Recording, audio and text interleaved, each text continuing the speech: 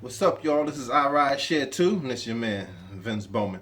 Now, in my last video, which talks about you should register for Lyft and Uber, and I gave you the reason is because you're just one complaint from getting suspended from either one of the rideshare companies.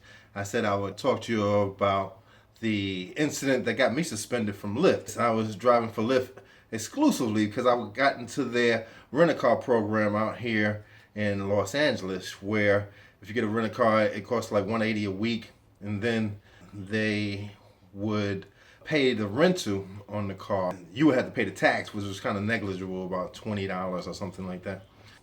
As long as I got 85 rides in a week, they would pay the rent-a-car cost. So I was driving the rent-a-car, picked up this young man and his girlfriend, wife. I don't know what their relationship was, except for the fact that they were together romantically. Picked them up. Now the GPS said that they were supposed to go to one location. They're telling me, no, the location's wrong. And the gentleman was sitting in the front and the young lady was in the back. And she's like, yeah, I can tell you where to go. I'm like, no problem. But I'm looking at my phone and the app and trying to figure out what went wrong. And there were a couple of times, I must admit, prior to that, where the GPS was telling me to drop people off at a location that was different than what was on the Lyft app. I'm not going to say that it can't happen, but I wanted to try to figure things out so I'll be more aware of it in the future. And the young lady got very indignant that I was trying to figure things out. She just thought I should follow her instructions blindly. I was telling her, I'm going to take you where you want to go. Just that, I'm just trying to figure this out. And she tried to belittle me, start cursing, being irate, threatening me. They think they had that type of leverage over you because you're in the service industry. I kept my professionalism, and she started cursing to a point. I told her, look, if you curse one more time in here, I had picked up her young daughter, and I told her, if you curse one more time, I'm gonna have to let you out, and you can call somebody else. So she toned it down from there.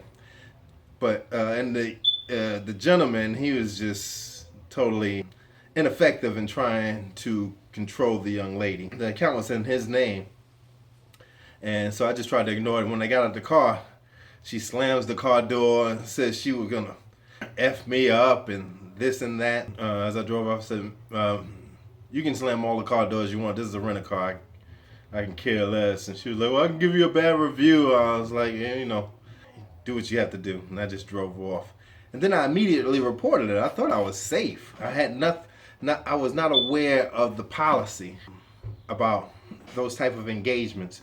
And later I found out, maybe a day or two later, I was trying to figure out, well, what was going to happen, because I was concerned that, another Lyft driver didn't have to be subjected to that type of treatment, and she should be disciplined. I recommended that the account be terminated.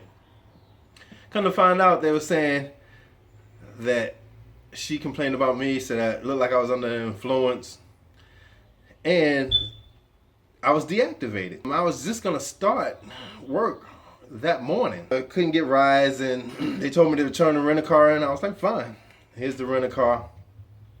Turned it in.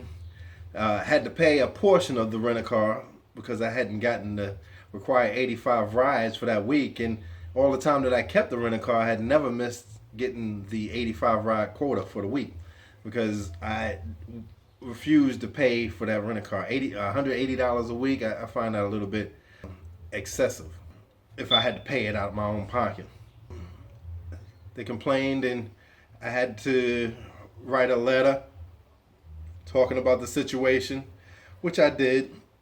I wrote a very detailed letter, sent it in. And the point is, though, it took 3 weeks for them to get back to me and say, oh, you're being reinstated. 3 weeks. So somebody can tell a lie on you, and you'll get suspended. Maybe they woke up on the wrong side of the bed that morning. Maybe and there's a lot of pastors out there that think they can take out their angst on you because they are not feeling good that morning or that afternoon or evening or whatever.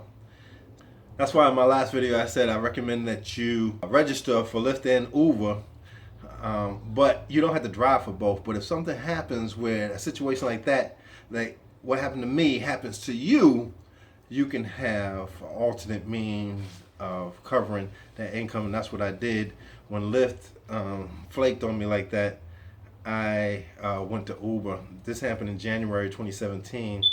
It's now May 2017. I haven't driven for Lyft since then because I really got a bad taste in my mouth because of that whole situation. So there it is. Why I got suspended, then I got reinstated. In my next video, I'll talk about the program where you can rent a car versus leasing versus using your own car, the pros and cons of each one. Until then, my Uber promo code and my Lyft promo code are down at the bottom. If you decide to drive and want to get the bonus, the Lyft bonus is up to $2,000 here in the Los Angeles area if you do 500 rides within 60 days. The Uber 75 rides, I think you get $300. Both of them pretty good. It's just that Lyft is a little bit more demanding as far as their requirements to get the bonus, but it is very doable. I did the math myself. If you like the video, hit the like button at the bottom. If you don't like the video, hit the like button at the bottom. Thanks for letting me spend this time with you. In the meantime, peace.